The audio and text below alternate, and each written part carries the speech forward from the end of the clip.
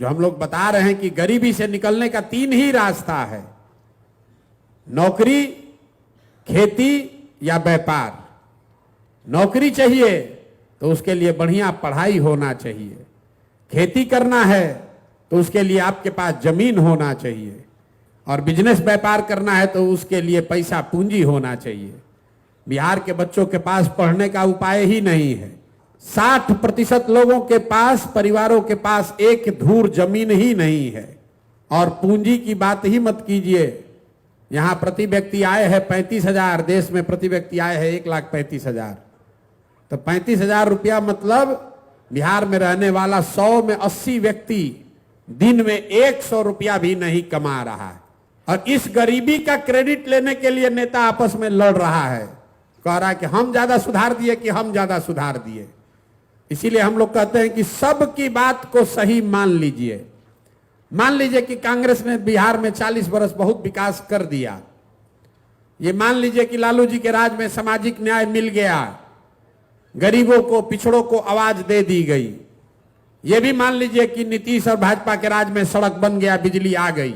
अगर ये तीनों बात को, तीनों लोगों के बात को सही मान भी लिया जाए तो भी कोई दुनिया में इस बात से इनकार नहीं कर सकता है कि देश का सबसे गरीब, सबसे पिछड़ा, सबसे ज्यादा अशिक्षित, सबसे ज्यादा बेरोजगारी वाला राज्य बिहार ही है।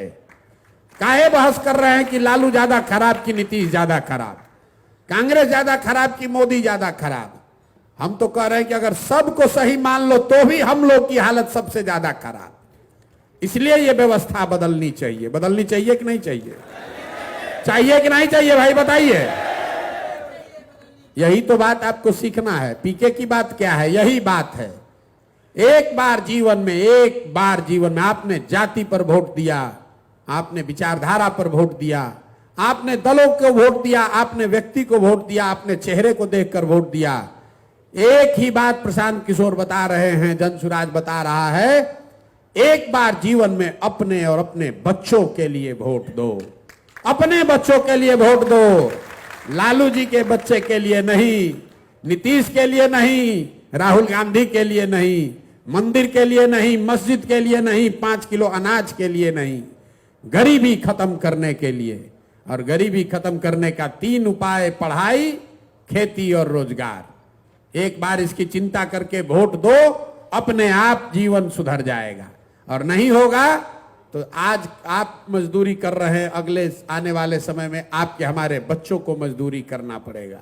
निर्णय आपको करना है कि आप वोट किस बात के लिए देना चाहते हैं। इतनी ही सी बात आपको समझनी है और इतने बात हम लोग को घर घर जाकर समझाना है।